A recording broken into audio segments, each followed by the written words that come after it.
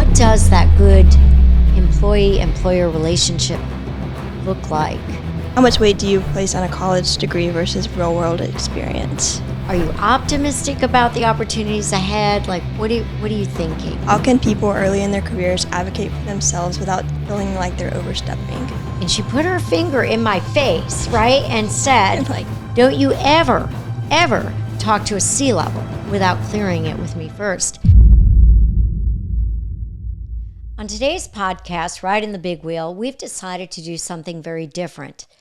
I know that me as a leader and my peers and colleagues and friends, we're always wondering, so what's up with Gen Z anyway? Because there's a lot of things that people say and what they believe that they believe.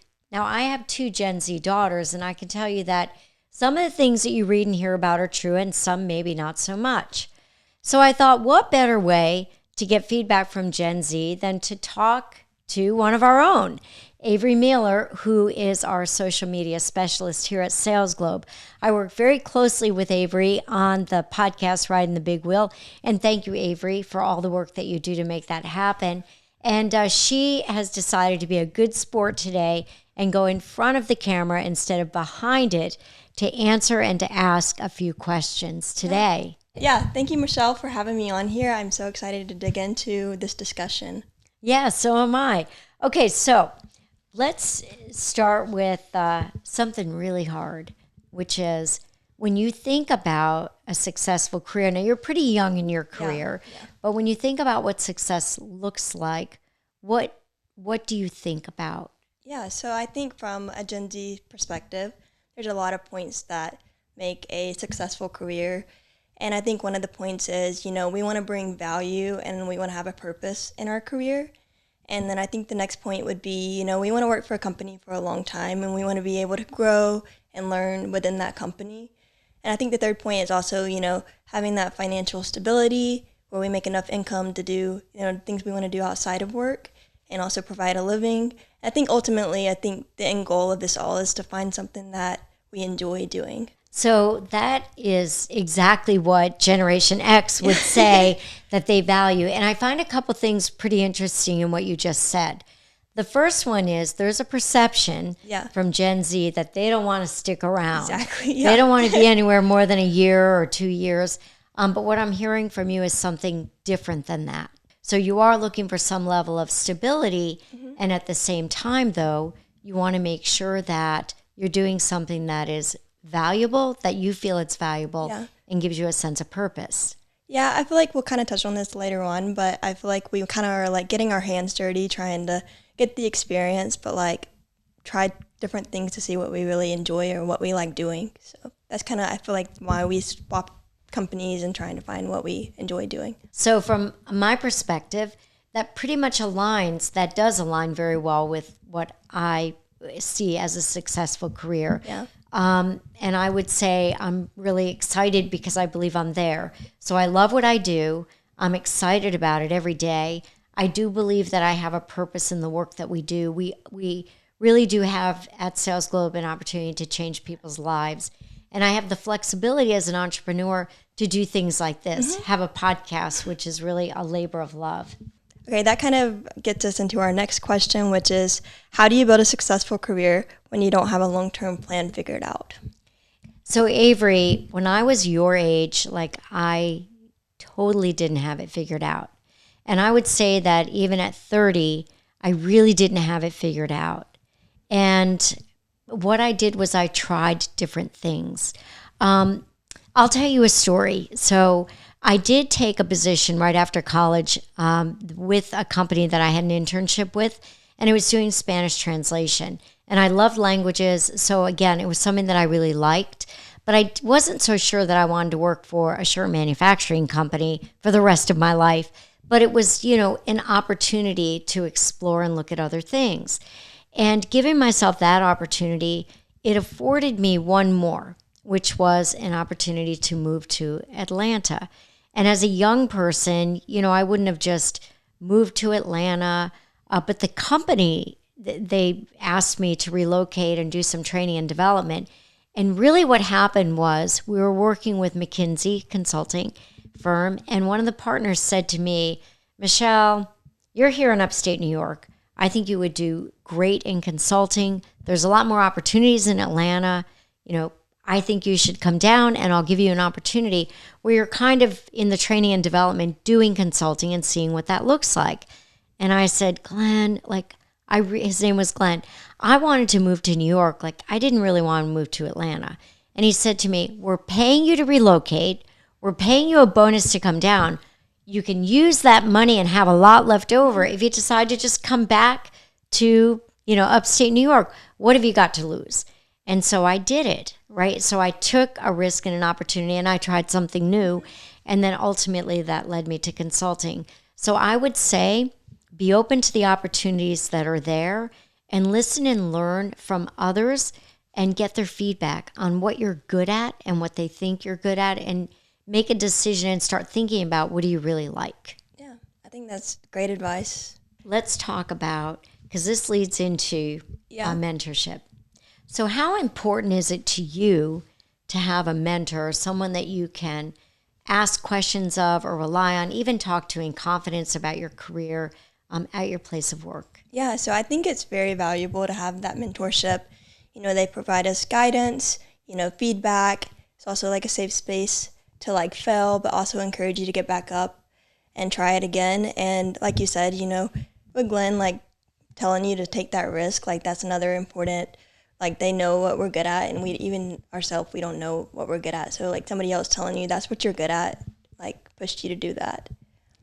So I had a mentor that I really love and I still talk to today. I was your age, maybe a couple years older, maybe. And no, I was actually your age. It was my second job out of college.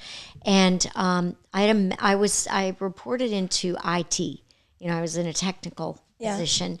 And I played, though, a consulting role, a liaison role, between the technical team and the business. And my mentor there ran IT. So when I made a decision to go into consulting, and I worked with Accenture, and then after that, I made a decision to own my own business, and I own retail stores and a distribution facility and all of that. When I got out of all of that, now think about how many years have gone by now, over 15 years. When I was getting back into the workplace, that's who I called. Mm-hmm. And that's the person who helped me think through how I was going to get back into the workplace. Yeah. So let me ask you something on mentorship. Do you think that it's important for a company to have a formal mentorship program, or individuals that are just aware and it's more informal, where it's trust-based and you select your mentor? Yeah, I really feel like it's probably needs to be informal. You can't just force a relationship. And I kind of have that with here at Sales Globe. I have that relationship, and it's because, we've gotten close, we've gotten to know each other, so I know that I can come to that person. And I think it's just based on, building that relationship. So I think that's good for people like me to hear, for leaders to hear, because there's a lot of pressure around having these formalized mentorship programs and women's groups, or, it can be any type of group, but a lot of women's group and how they advance. And I don't know how effective they are when you compare it to an informal relationship for someone that's been there and done that, and you feel like you can really talk to about what concerns you or how you get to the next step. Yeah, that's great, Michelle. I am going to jump into the next question, which is, how can people early in their careers advocate for themselves without feeling like they're overstepping? So I think that a lot of that has to do with leadership. I think it has to do with leaders having, people talk about open door policy, but just being approachable. And I know in really big companies, that's really hard. So you've got to create, levels of being able to, be approachable, but it starts at the top. So I think if someone feels like they're overstepping or they can't say something, it's because they feel like they can't. Mm-hmm. And I'll give you another example of something that happened early in my career that was really kind of upsetting to me. So I had an open door, and I think I told you I worked with a major company in innovation. I won't name the company, but it's a global company in their innovation team. And I had full access to the CFO and the CEO, and I was working with them on a project. Well, then they had a restructure and they started a whole new organization, including a whole new marketing team. And they brought in a new leader from the outside for that team, someone much more senior than I was. I was a bit earlier in my career. And I was making copies of something. And I was having a conversation, and she was walking by, like the Xerox machines, the copy machines, that I'm making all these copies. And she was asking me how things were going. And I was telling her how I just finished this conversation with the CFO. And I was talking to her about what we were going to be doing. And she said, "Stop right there. Stop right there." And she put her finger in my face, right? And said, "Don't you ever, ever talk to a C-level without clearing it with me first." And I was like, "Oh, so that's the way you do it wrong." Yeah. And make people feel like, what the heck is going on there? So I think if you are respectful, which you are, and I think it's really up to leaders to make people feel comfortable to have those discussions. Yep. Yeah. How are you thinking? Now, I want you to think about, broadly as like your peers as well as yourself. Like, how are you thinking about career progression and the job market today? And like, where do you think you would even be 5 or 10 years from now? Or are you optimistic about the opportunities ahead? Like, what are you thinking? Yeah, I feel like, my generation, we're still in that like experimental phase where we're trying new things and seeing what we enjoy. And so we're still getting that hands-on interaction. And I think it's important for us to, like you said earlier, try different things. And, I feel like here at Sales Globe in the marketing department, I'm able to try different things. I've been able to do graphic design, video production, doing different things to see what I like within marketing. I think that's really something that's crucial for us to have. You also brought up another interesting idea that I think leaders should be aware of and be thinking about. So we give you things outside of your job description to do. And I do think that for me, like a great employee or someone great on our team, I'll say a great team member, is someone that is curious, innovative, wants to explore, try new things, and we give them the opportunity to do that. Yeah. And in the end, I think you end up with a win-win, better worked product, happier employees, or happier team members, and I think everybody wins, in that kind of situation. I agree with that one. So let's talk about the experiences that your friends or your peers are having. Yeah, so I have a couple of friends kind of feeling the same way that I feel. I mean, I've had friends that have gone to college and got a degree. They got out of college, tried that job, and they changed pathways because they did not like what they were doing. Mm-hmm. So I feel like we're all just still in that experimental phase.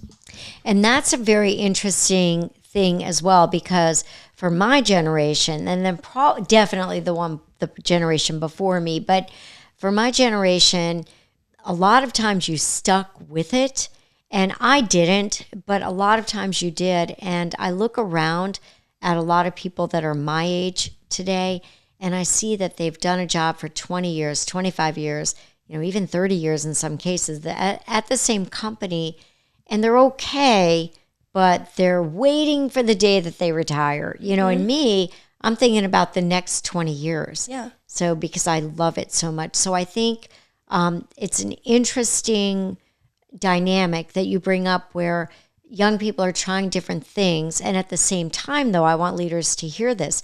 It's not that you want to job hop and leave different companies, but you're looking for opportunities that could potentially be right there at your own organization for, team members or employees that want to be there long term. Mm-hmm. Yeah. And I will say this for the other generations, I think it's important to know that it's never too late to change careers. I think that everybody, you don't know how long you have in this life, so you can still change careers at any moment. So. That is very wise for a young girl because, well, I'm going to tell you, when I graduated from college, I got accepted into 2 different law school where I wanted to go. And that's what I wanted to do. I was going to take the path of law. Anyway, I put it on hold, I thought, for a year because I was like, okay, I'll save some money for law school and I'll go back next year. And I think I told you in that time frame that I'm working for this company and then they relocated to Atlanta.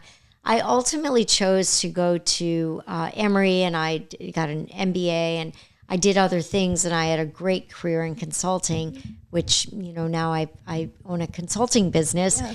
But I don't regret any of that. However, back then I was 27, and I thought I was way behind the 8 ball, and that there was no way I could go to law school. I was going to be too old, right? That was the perception.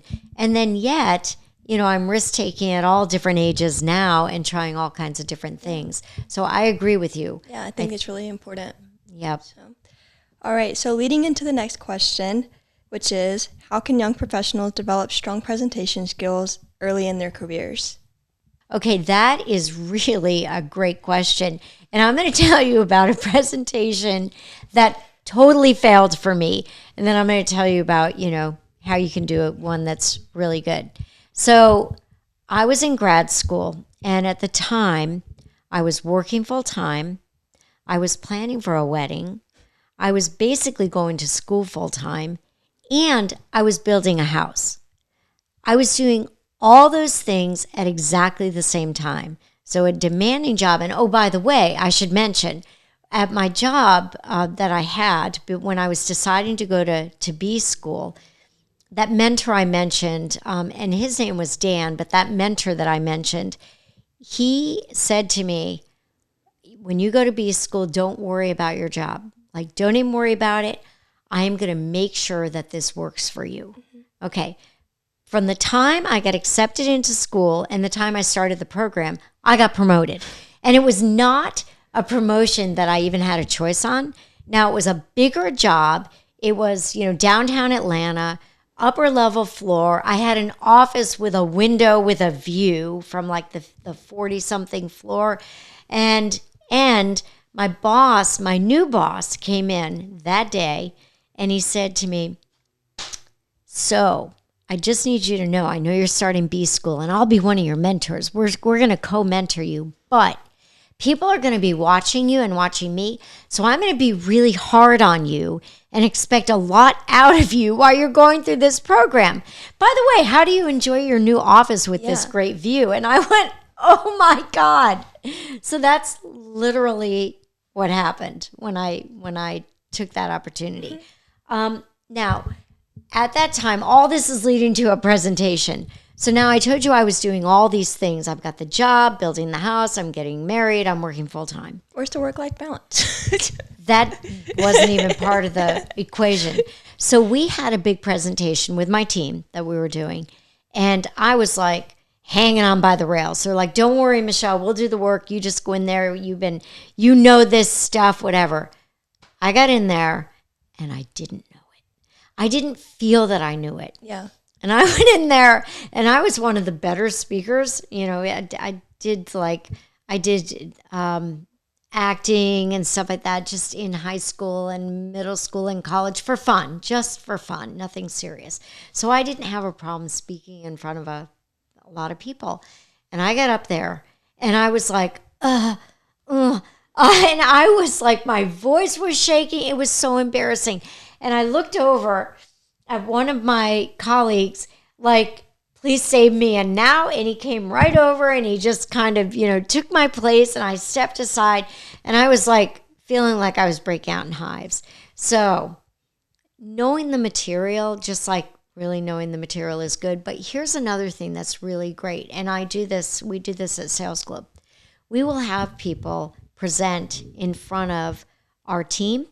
We'll have them present in front of sometimes just like 2 people, because there's some of our methodology things that we do at Sales Club. The consultants have to be able to talk about it really well. They have to be able to do their intro really well. So we have a mentor that works with them and helps them practice it. And then we put them in front of a small group and then a little bit bigger group. And then that kind of helps you. But it's really that preparation and experience. That's what I would say. People will tell you there's tricks like stand on your toes or do breathe, this or that or breathe. It's like all nonsense. It's like, no, it's just practice and time. Like, it is. I think the main thing of it is. But.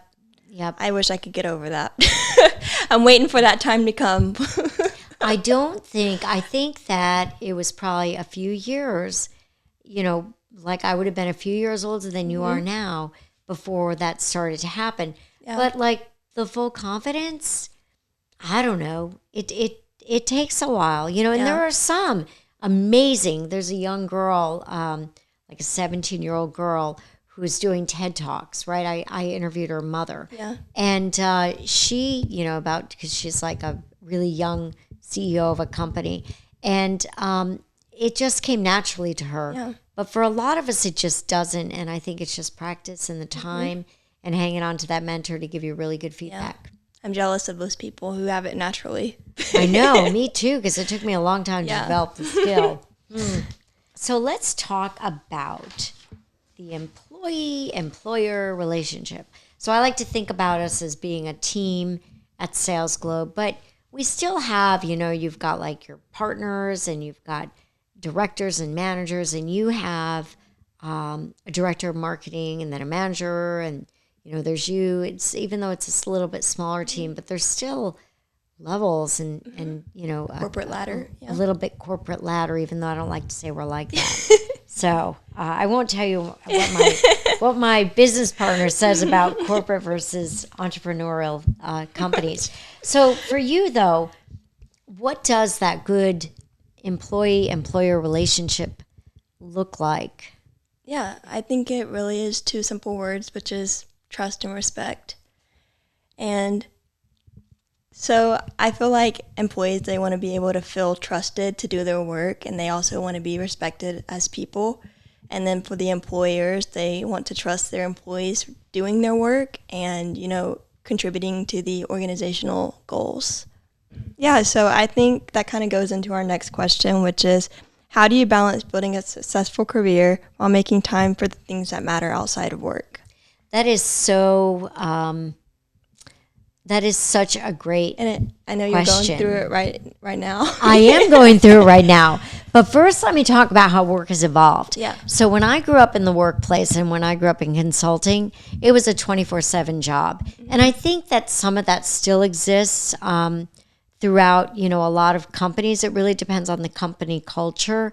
But I will say that over time, as my career has grown, that I've seen leaders and companies, I've seen a lot of women in leadership like me look back on their career and say, why did I miss the recital? Why did I miss that play or that event or that birthday party? Yeah. And I have those regrets. And so one of my commitments are no one is going to do that who's on my watch or my team. Mm-hmm. So what I try to instill in others is when you're on vacation, there are no phone calls to you. I grew up in the era where when you were on vacation, your phone was right there by your side. It was like you were always on, right? Mm-hmm. So now that's evolving a little bit. And so I think leaders need to know and understand that we're going to have those boundaries. And when you do have those boundaries, I can tell you that I can call any person on our team and I'll say, oh my gosh, that Australian, that interview we have in Australia, it's going to be at 9:00 on Tuesday night. And they'll say, I'm there, because we respect and have boundaries on personal time and making sure that we leave space for people when they're having, personal, whether it's celebratory or something else going on in their life. Mm-hmm. Now, you asked about how I create balance, and you talked about the challenges right now. And yeah, we could do a big podcast on this one because I've got a lot of them right now. So I've got a significant personal life change. And then I've got my mom who lives with me who is failing. She's just failing. She had a stroke not that long ago, and she does live with me. And I have a father who lives up in New York who I am so close to, and he is starting to fail. And he's been super healthy, and it's been fast, some things. So I've got like, oh my God. And I'm running a business, and our business is in a pretty aggressive growth mode, and people look to me to lead that business. So the first thing is, how am I balancing all this? Whew.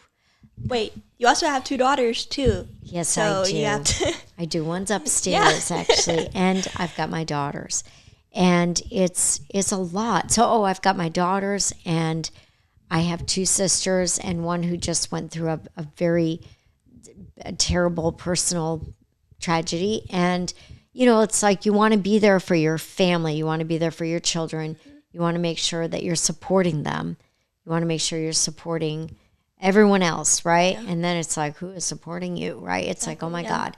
And so the first thing is, I'll talk about on the work front. I think because, we're leading and building a really good team of people that we respect and we trust and we really appreciate, and we try to let them know that. Boy, are they really helping me right now. So they know, and I actually have people that are checking in on me and asking me what they can do to help through this time. And I was telling my partner today, I said, I don't know what I would do without our team that we have right now, because I got to tell you, they are helping me at work. They are holding me up because we have a lot of things that we're accomplishing right now. The other thing that's really important to me that does help me maintain the balance, it's just how I'm wired.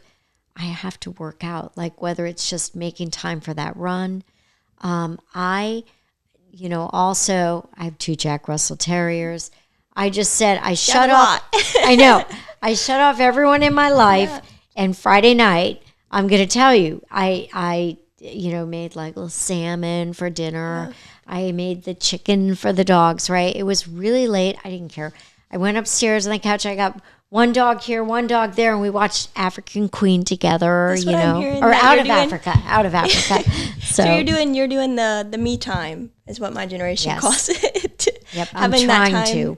Putting it on the calendar, time for yourself. And you have to. And for me, it's like sanity and out of necessity, because I'm getting calls at 3:00 in the morning, at 7 a.m., at not like all kinds of hours of the day right now. Yeah. And so you have to just figure it out. And I think it's important. Yeah. So. I mean, that is one thing I love about Sales Globe. I feel like y'all give us that flexibility to also have life outside of work. And I think it also comes with return. You get a lot in return with that. So I'll tell you that what I'm always thinking about is for people that and look, we know that there are opportunities we're a small boutique consulting firm. So we know there are opportunities at bigger companies for people that want a bigger company experience. But what we do for the company of our size is, okay, what is it that I try to think about each person as an individual, and me and my business partner talk about that and say, what's important to that person? And then what can we do to help meet that, that particular need? So everybody is not a one-size-fit-all, and I think you all know that. We also don't subscribe to, there's this whole thing around how annual reviews go, and this many people are below, and this many people are at, and this many people above, and, there's the whole distribution curve on these things. We don't subscribe to any of that. Yeah. Everything is truly based on an individual and what they want to achieve, and then we try to listen really carefully to make sure that we're aligned with where they want to go and make sure it aligns with us.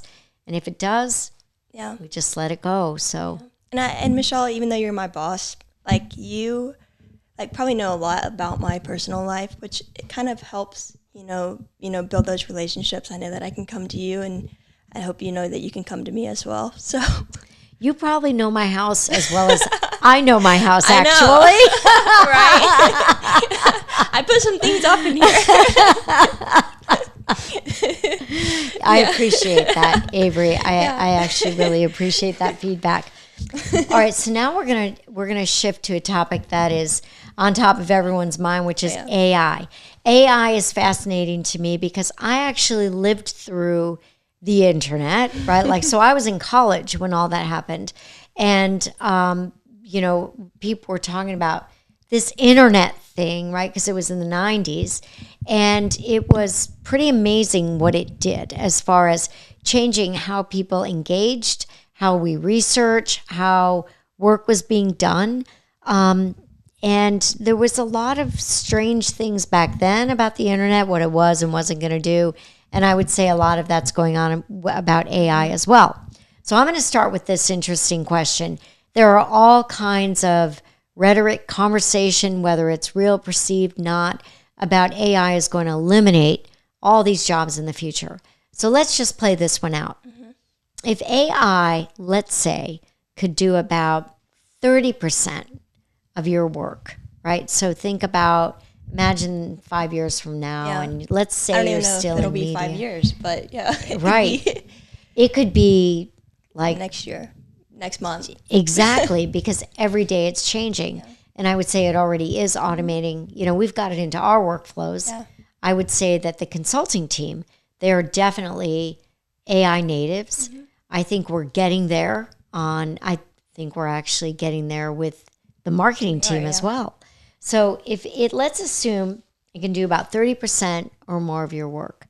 How do you think that changes what's required for you? How do you differentiate and just what's required for you on your job and what skills become more important?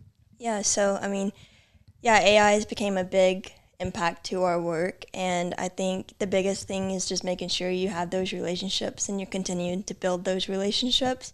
And it comes with, communicating with others and getting that human interaction, because AI is not going to take that. So those are the biggest skills like we need to focus on and lean on in this time.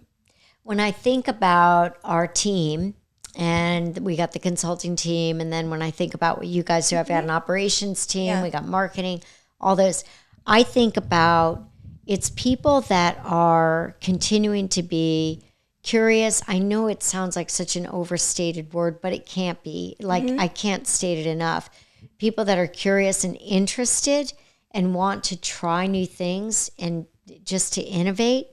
That to me is the differentiator and how you can really build it into your workflows.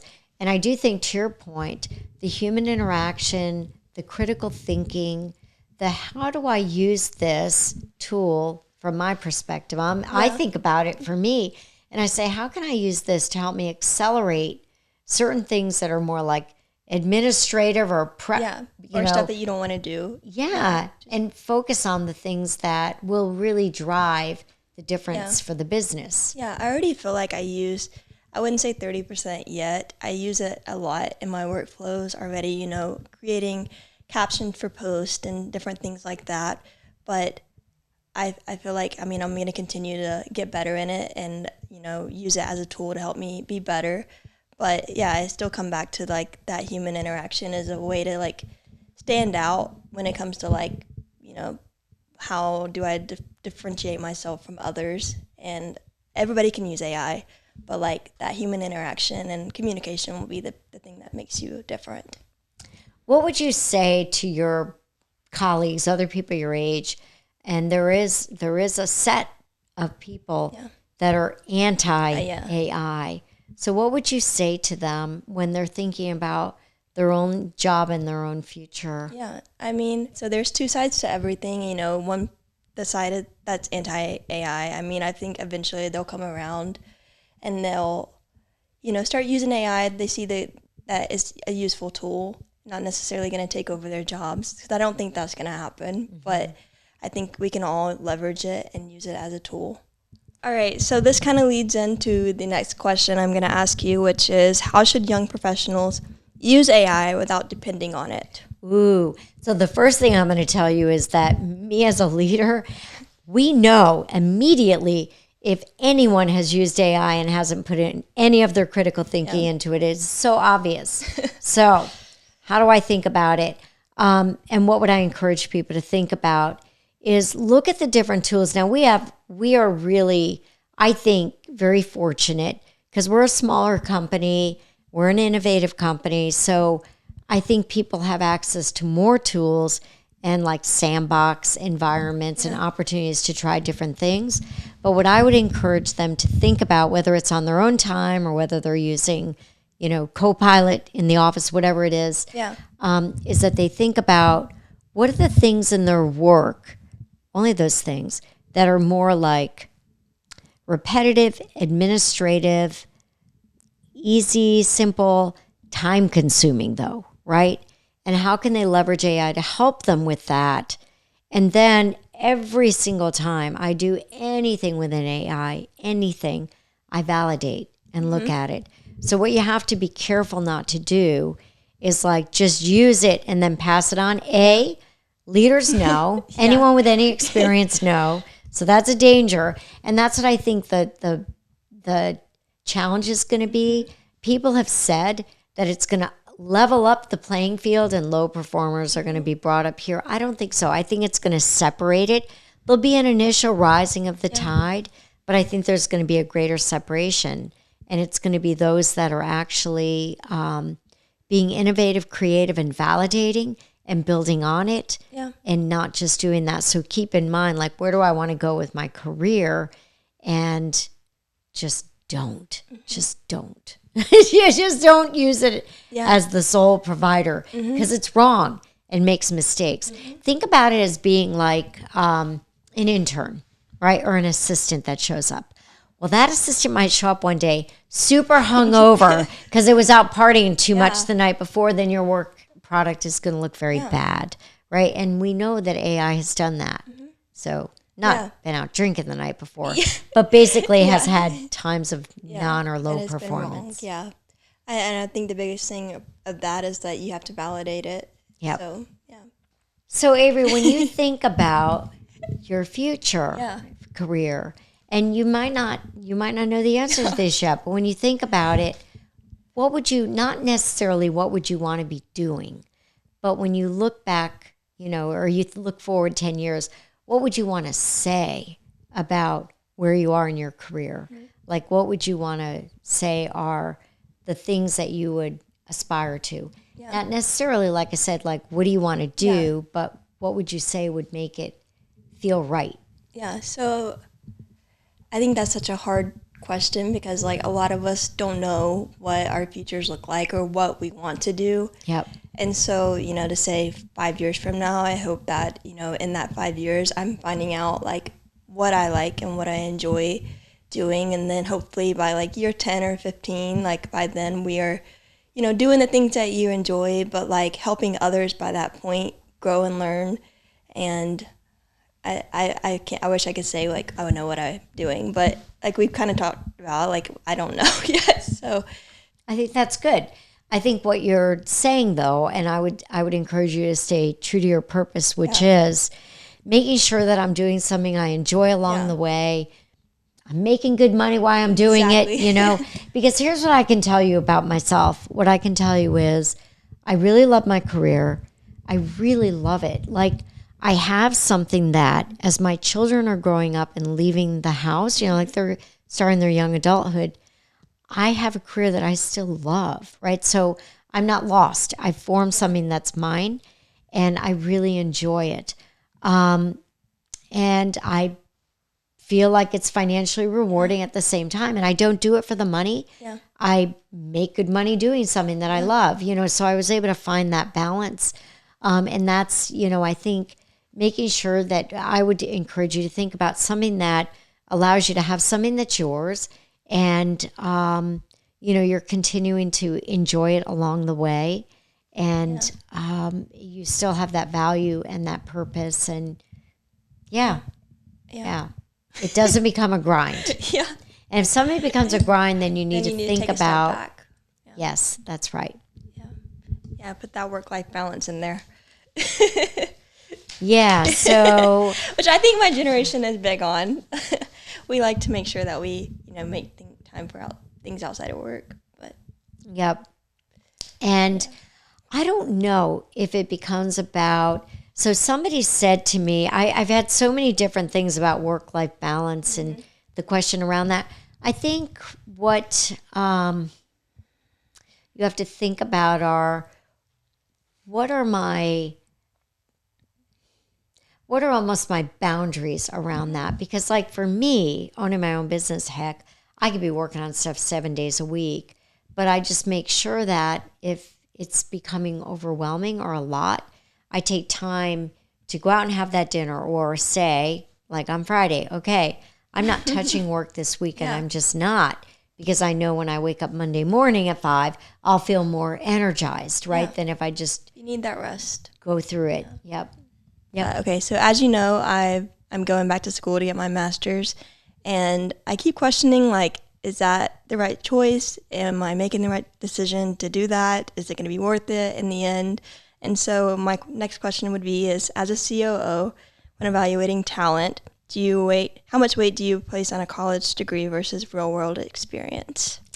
So we like both, but here's what I would ask you, and here's what I would ask you to think about when you're getting an advanced degree or any degree, anyone. So am I learning? Is this fun? Is it interesting? Yeah. And I would really question, am I learning piece? Or am I doing it because I think it's something that I should do? Now, when I went back to grad school, I learned things that I never learned in undergrad because it was all about business and international business. And I was a language major. Like, it wasn't anything about international business and even the fundamentals of accounting. Now, did I love taking accounting? Did I love taking some of the quantum physics courses and other things that I was taking, and global economic courses? Some of them I didn't like, but I loved every professor, meaning I didn't like it because I didn't have time, right, with all the other stuff I was doing. And I actually wish I had had more time to get deeper into some of it, but I felt like I was really learning, and so I was taking away things from that. So if you're not, I would ask you to question yourself around that. So think about it more from my perspective. Think about it more of, is it enhancing me in my career? Now, recently, it was maybe a year or so ago. It was a couple years ago now. I went back to MIT and I took, a couple courses in AI. And I learned a lot, and I was there to learn. I had a really specific goal in mind, right? It wasn't about advancing my career or anything. It was educating myself so I could bring a strategy to our company, an AI strategy that I thought made sense. So from our perspective, based on who we hire, we like to have people that are degreed, but is it required, for certain jobs? Absolutely not. And the real world experience always matters more. It's weighted heavier to me than any courses that you can take in college. So I don't really look at that. I look at having the conversation. So let's talk about what I look at when we hire, right? I'm not looking at, unfortunately, when you're looking at a resume, all that comes to light, right? But I'm looking at cultural fit. I'm looking at innovation, creativity. Do you have the smarts to do the job? Like, do you have it?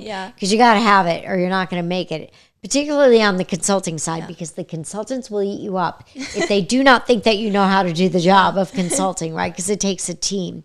So I look at things like teamwork and, ability to pitch in and help others and contribute. And to me, that really matters more. So it's not, do I have a degree? But it's more like, what is that degree doing for me? I think that's great. Yeah.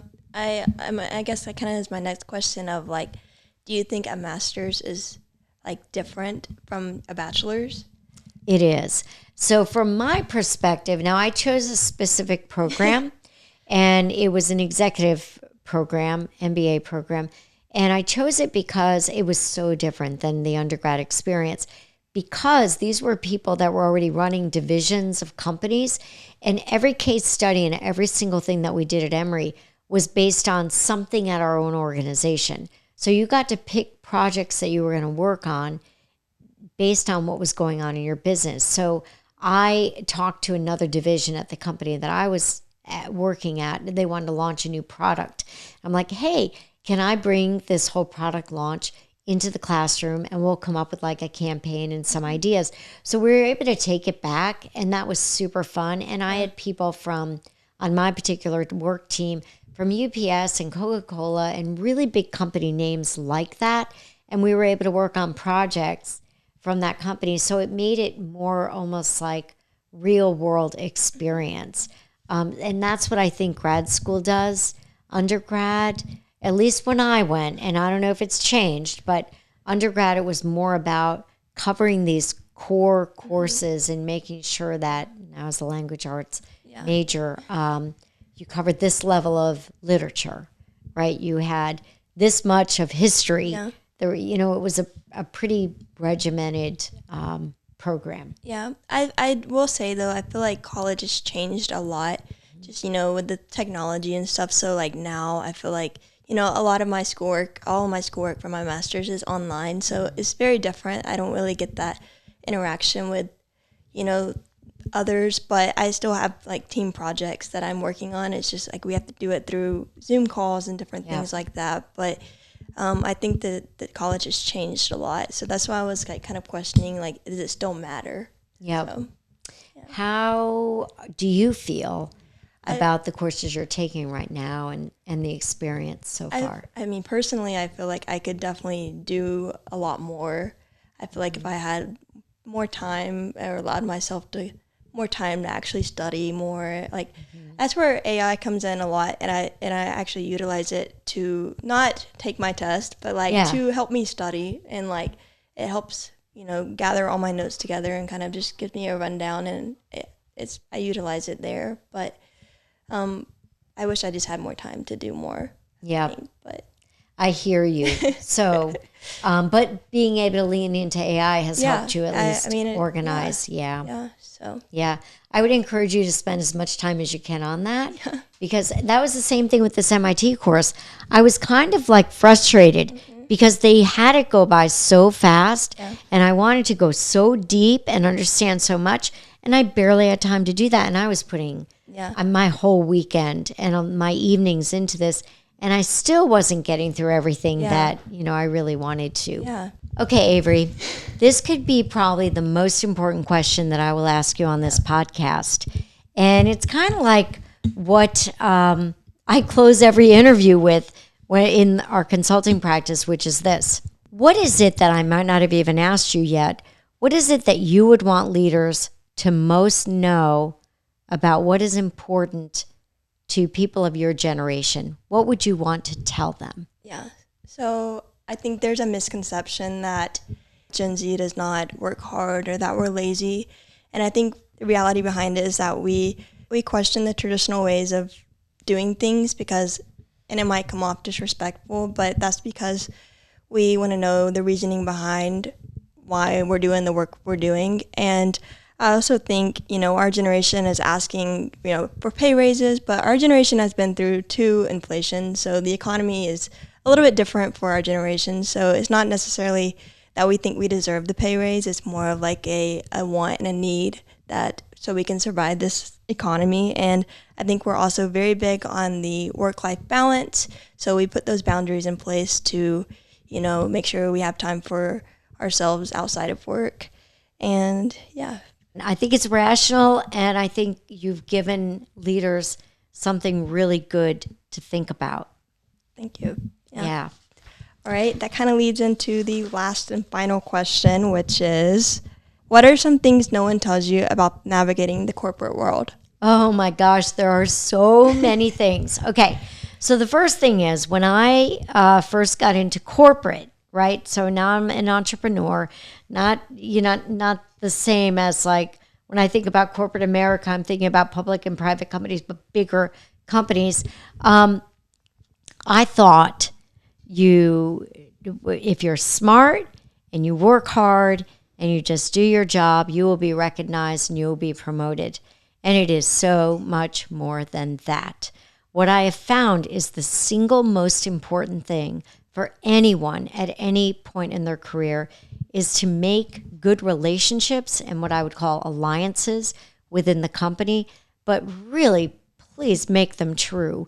So develop relationships very early on, which a lot of us don't do. I did not early on in my career. Because I was working, and I had a heavy load, and I was just working to get that work done. And I'm like, oh, it'll just be recognized. But building the relationships early on and going broad, and feel free to do the things like, hey, is there an opportunity for us to meet with, I don't know, the vice president of sales and have a lunch, and go to your boss and say, let's have like a little brown bag, lunch with that person, because you'll be surprised at how they are happy to talk to you. They just don't really, it's not top of mind for them. So I would say building alliances, getting a mentor really, really early on in your career, those are absolutely key. And yeah, still really do very good work, but know that it's more than just doing really good work. I think it's also really important, at least from my perspective, is to be able to have that critical mind, to don't just question things, right? So I would say another really good piece of advice is don't raise a problem without bringing a solution. So just say, like, here are some things that maybe there's a situation, or, but always have in your mind potential solutions as well. So leaders love to hear that. And even if they can't do it, they'll remember that the next time. So it won't be seen as a complaint, but really an opportunity to improve something that you see. I think that's great advice. I'm going to take all this advice, honestly, and apply it to everything that I'm doing now. So I hope to be like you. You're my role model. So. Oh my God, that's so nice, Avery. Well, I'm going to take some of the feedback that you did, record it, put it into your review. No, no. In all seriousness, though, I really I am privileged that you came to do this podcast with me, because I like to get the feedback, and I really want to understand what's important to young people as we're continuing to build the organization. So thank you for your time as well. Thank you.